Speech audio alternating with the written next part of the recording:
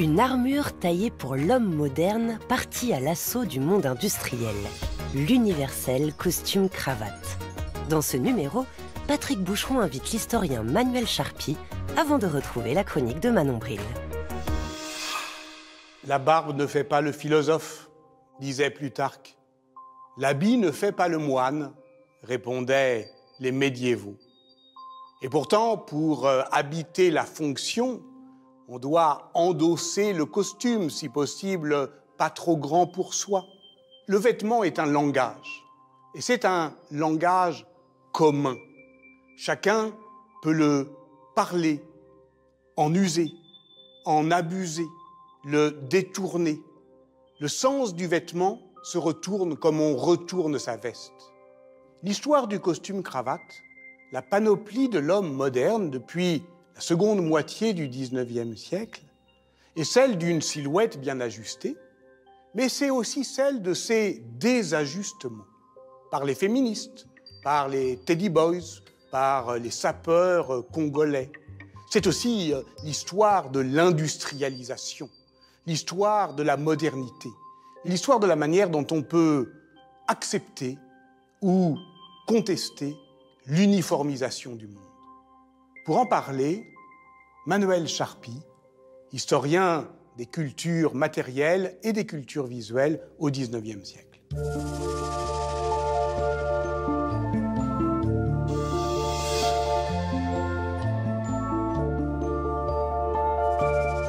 Le costume complet, le complet veston, se diffuse véritablement à partir des années 1880-1900 dans le monde. Ça fait déjà presque une cinquantaine d'années qu'il est en chemin, sous la forme du paletot et dans la forme qu'on connaît aujourd'hui encore, en fait, de ce veston, de cette chemise blanche, le plus souvent cravate et pantalon, le tout dans un tissu uni. C'est devenu l'uniforme de l'homme moderne, du sportsman aussi, c'est-à-dire d'un nouveau corps plus athlétique, plus hygiénique, mais aussi complètement connecté à l'histoire économique. Et cette nouvelle silhouette qu'on trouve dans toutes les publicités peut se décliner dans plein de formes différentes. Globalement, c'est une nouvelle silhouette avec des épaules plus marquées, plus viriles, plus entreprenante qui va se mettre en place. Et à partir de là, le complet veston est,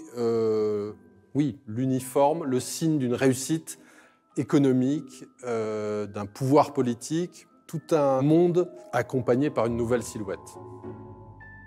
Cette silhouette ne se limite pas du tout à l'Europe ou aux États-Unis. On la retrouve dans tous les grands centres urbains, en fait, dès les années 1890, que ce soit en Asie, en Afrique, en Amérique latine. Elle devient le signe de la réussite, le signe de la connexion avec le reste du monde. Et on va voir dans toute la publicité, c'est le cas sur les affiches qui veulent montrer la modernité, on la revendique comme une silhouette de l'homme engagé dans le nouveau monde. Et l'autre type de diffusion qui va être aussi très très frappant, c'est que ça va être un outil de modernisation de la société. Donc ça va devenir un vêtement aussi imposé aux populations. Je vais juste prendre quelques exemples, mais au Japon, fin du 19e siècle, le Japon décide de devenir un pays occidental, en quelque sorte, en tout cas de s'emparer de toute la modernité technique, du capitalisme à l'occidental. Et dès 1894, Meiji impose à ses fonctionnaires le costume à l'occidental. C'est le cas, par exemple, avec Atatürk, qui veut européaniser la Turquie, et c'est la fameuse loi en 1925, la loi du chapeau, mais qui en fait concerne la totalité du costume. Il va à la fois promouvoir très largement dans la société le costume et forcer les fonctionnaires, y compris à l'Assemblée, à porter ce costume. Et on a la même chose, dernier exemple, en Afghanistan, où le roi Amanullah Khan force notamment tous les députés, tous les représentants un peu élevés du pouvoir à porter le costume à l'occidental.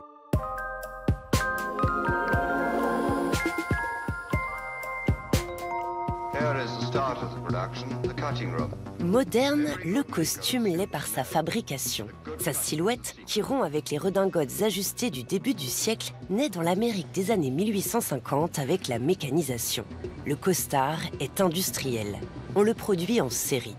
Aussitôt, son succès stimule les innovations de tout poil. Cravates et nœuds papillons prénoués, faux cols rigides en celluloïd, matières synthétiques infroissables, polyester et nylon. Machines aussi pour automatiser la prise des mesures. Rapides essayeurs et corporimètres dès les années 1880 jusqu'au bodygraph que la belle jardinière popularise dans les années 1960. Le costume devient une haute technologie. Une technologie qu'on expose au Musée d'art moderne de New York en 1947. Une technologie autour de laquelle gravite aussi tout un monde de petits métiers sous-qualifiés. Noueurs de cravates, cireurs de chaussures, blanchisseuses, diaspora chinoise des pressings californiens. Le monde moderne s'échelonne de ceux qui portent le costume à ceux qui en assurent l'entretien. En fait, très vite, va se marquer une frontière entre ceux qui vont avoir les moyens de se payer un costume sur mesure et puis ceux qui iront vers la confection qui va devenir au XXe siècle le prêt-à-porter.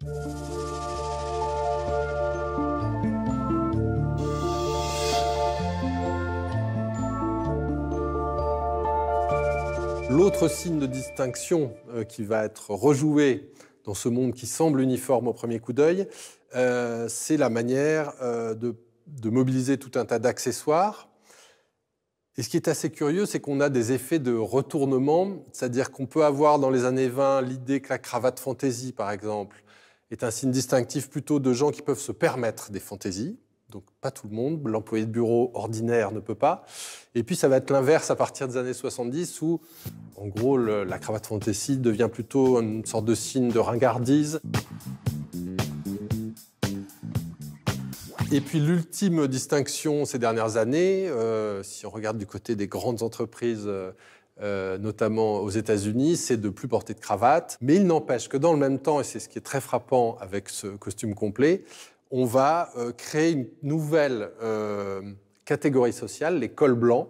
Donc on désigne une catégorie sociale par son vêtement, pour désigner tout ce nouveau monde, alors qui monte tout doucement à partir du milieu du 19e siècle, et pour devenir omniprésent au 20e siècle, c'est le monde de l'administration. Donc on va appeler ça au 19e siècle les ronds de cuir, c'est ce petit coussin en cuir sur lequel on s'assoit. Et il y a un ouvrage assez central dans cette notion de Mills qui s'appelle White Collars, et qui est une enquête publiée en 1951 dédiée à la classe moyenne américaine et qu'on décrit donc par son vêtement. On fixe le terme de col blanc qui s'oppose au terme de col bleu, ceux qui travaillent de leurs mains, ceux qui portent la veste en général à même le corps. Et puis le col blanc, c'est justement celui qui maintient blanc son col parce qu'il ne travaille pas de ses mains.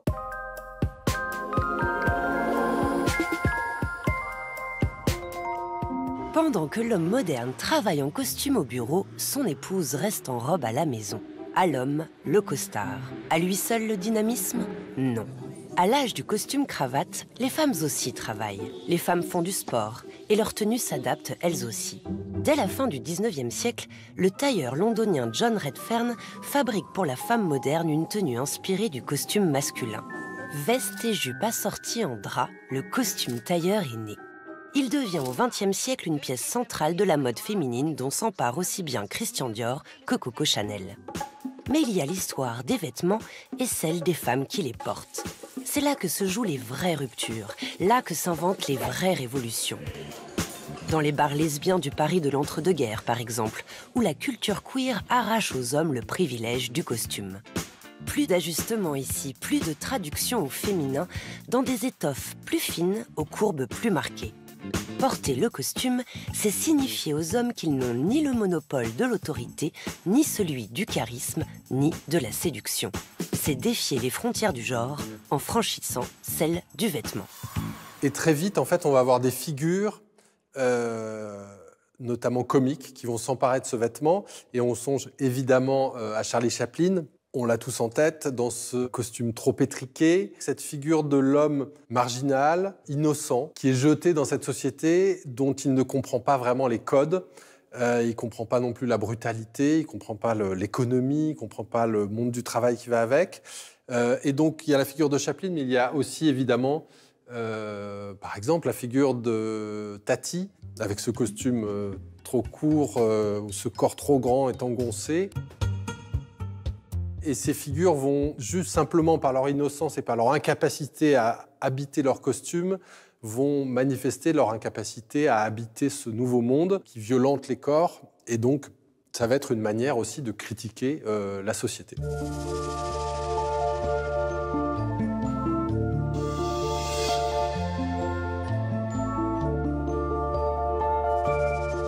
En parallèle, on va avoir aussi des appropriations et des détournements sociaux. Ça va être le cas, par exemple, des Teddy Boys en Angleterre, qui vont revendiquer une manière quasiment aristocratique de s'habiller. Et ces jeunes gens vont manifester, en s'emparant du costume, une réussite économique qu'ils n'ont pas du tout. Et par là, on le devine, rejeter le fait d'aller travailler à l'usine. L'autre mouvement qui va se développer en fait dès les années 1900, c'est-à-dire très tôt, le mouvement de contestation contre ce complet, contre ce costume, on va le trouver par exemple en Allemagne, dans tous les mouvements de rejet de la société qui défendent la vie en communauté, où on va notamment vivre souvent nu ou avec des toges, en gros avec du drapé contre le cousu et la contrainte du vêtement cousu, et en particulier le complet veston. Et c'est une pensée qui va être reprise dans les années 30 aux États-Unis par les proto-hippies, et puis qu'on va retrouver à partir des années 60, le complet veston et le costume oni de tous ces mouvements qui rejettent la société telle qu'elle est.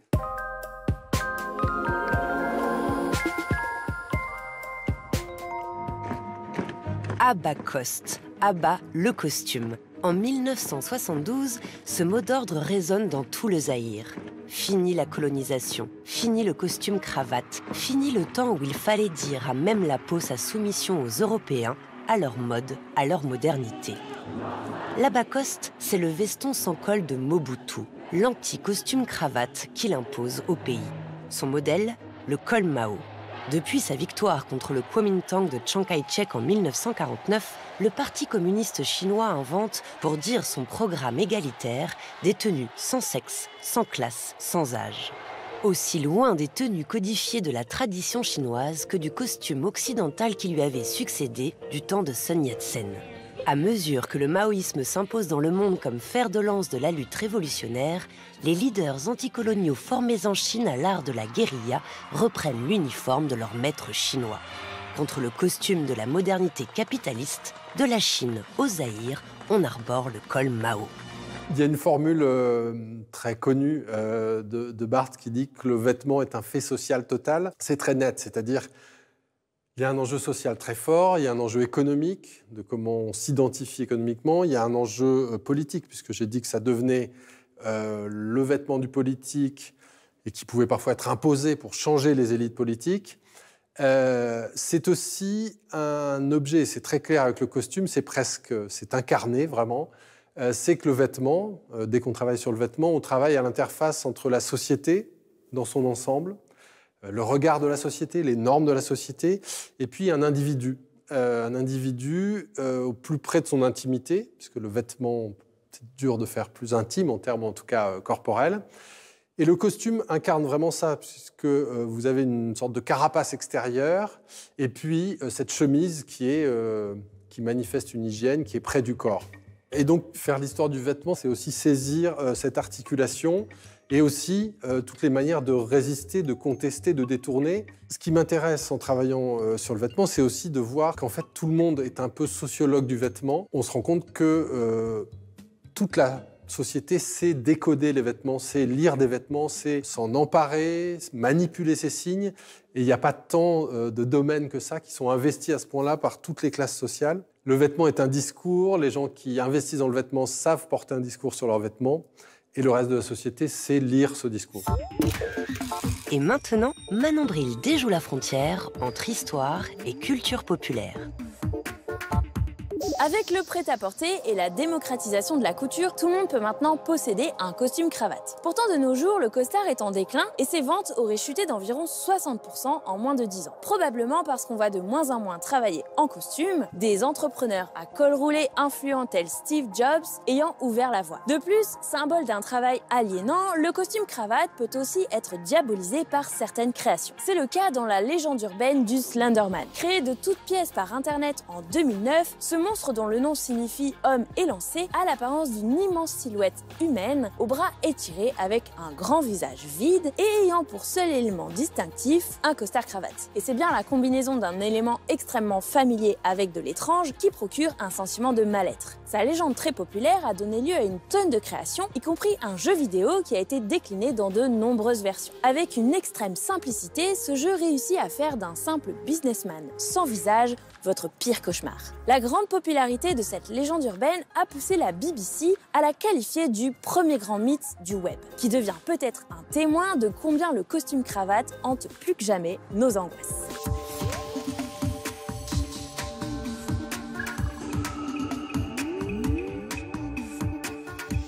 Alors, vous l'avez vu passer, Slenderman, l'homme élancé.